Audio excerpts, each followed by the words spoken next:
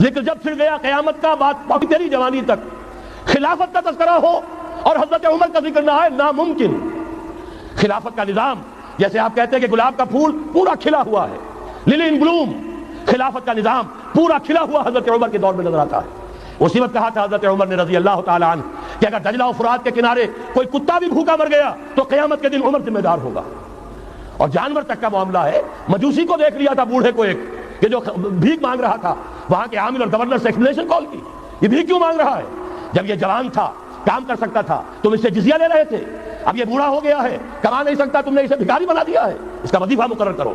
ظاہر بات ہے غیر مسلم ٹیکس دیں گے، مسلمان زکات دیں گے، مسلمانوں کے لیے زکات سے کفالت عامہ ہوگی، غیر مسلموں کے ٹیکسوں کے ذریعے سے۔ وہی نظام جو آج یورپ میں ہے، اسکینڈینیوین کنٹریز میں ہے، برطانیہ میں ہے، ان امپلائمنٹ الاؤنس ہے، یا یہ کہ اور ویلفیئر کا نظام ہے، لیکن اسلام کا مکمل ترین ویلفیئر نظام زکات کے تحت ہے، اور اس میں گارنٹی ہے ہر شہری کی بنیادی ضروریات انڈر ریٹن، ان کی ذمہ داری ریاست کے ذمہ۔ حضرت عمر ہی کا زمانہ تھا کہ لوگ اپنی زکات لے کر پھرتے تھے، لینے والا کوئی نہیں ہوتا تھا۔ اس کا بھی میں مسئلہ آپ کو سمجھا دینا چاہتا ہوں۔ میں نے تو عرض کیا تھا، میں تو مدرس ہوں، عوامی مقرر نہیں ہوں، میں تو چاہتا ہوں آپ چیزیں سمجھ کر اور ان کا علم آپ کا جو ہے حاصل کر کے اٹھیں، لوگوں کو پھر پہنچائیں۔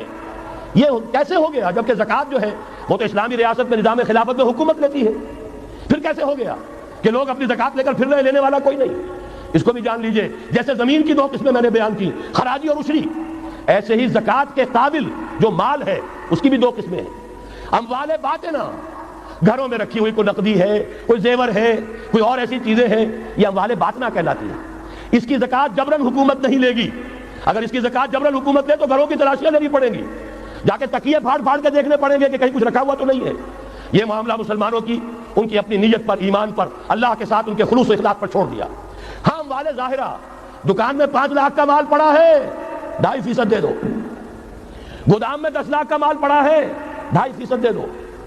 تمہارا کارخانہ ہے بہت بڑا، اس کی زمین معاف، بلڈنگ معاف، مشینری معاف، ٹولز معاف، لیکن جو سرمایہ چل رہا ہے، چاہے وہ خام مال پڑا ہے چاہے فنشڈ، ٹوٹل کی مالیت کے اوپر 2.5% دے دو۔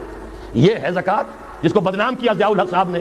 صرف سود جو ہے، سود والا جو صرف بینکوں کے اندر ڈپازٹ ہے، اس سے 2.5% لے کر اسے زکات قرار دے دیا، حالانکہ وہ تو کچھ زکات نہ ہوئی، سود کا کمیشن ہوا، اس کے سوا کچھ بھی نہیں۔ زکات تو یہ ہے کہ ہر دکاندار، اور مجھے یقین ہے مسلمان دے گا، آپ اسے انکم ٹیکس جیسے لعنتی ٹیکس سے نجات دیجئے جس نے اسے جھوٹ بولنے پر مجبور کیا ہوا ہے۔ یہ لعنتی ٹیکس ہے در حقیقت کہ جس نے ہر شخص کو جھوٹا بننے پر مجبور کر دیا ہے۔ ان کو ختم کریں۔ زکات تو مسلمان اپنے ایمان کے تقاضے پر دے گا، اور وہ دے گا اور خوشی سے دے گا۔